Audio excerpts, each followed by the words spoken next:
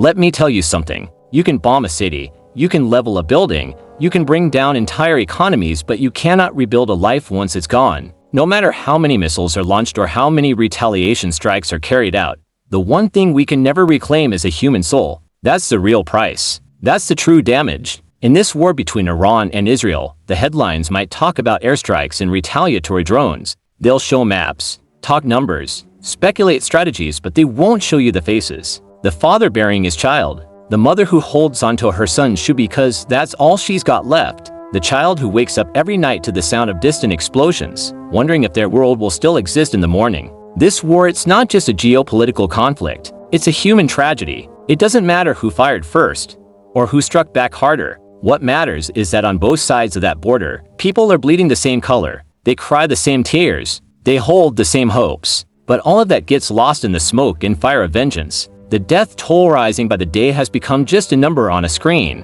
scrolling past like a stock ticker. But each one of those numbers is someone who laughed, loved, worked, dreamed, now gone, forever. And you know what the real tragedy is? Most of them had nothing to do with this war. They didn't vote on it. They didn't sign off on it. They didn't even understand why it had to happen. They were just trying to live, go to school, build a future, feed their families. But when the missiles came down, when the cities went dark, when the sirens screamed and the ground shook, none of that mattered. See, war doesn't care who you are. War doesn't knock on your door and ask if you're ready. It doesn't pause for children.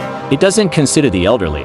War is ruthless. And in the Iran-Israel conflict, we've seen just how far-reaching its cruelty can be. Hospitals destroyed, schools flattened, homes turned to rubble, and through it all, the people on both sides are the ones who suffer most. Not the generals, not the politicians, the people. So when we ask how much damage this war has caused, we're not just counting craters and casualties. We're counting broken homes, shattered dreams, empty chairs at dinner tables. And the sad part is we're still counting, because in the end, every bomb dropped in anger leaves behind a crater in the soul of humanity.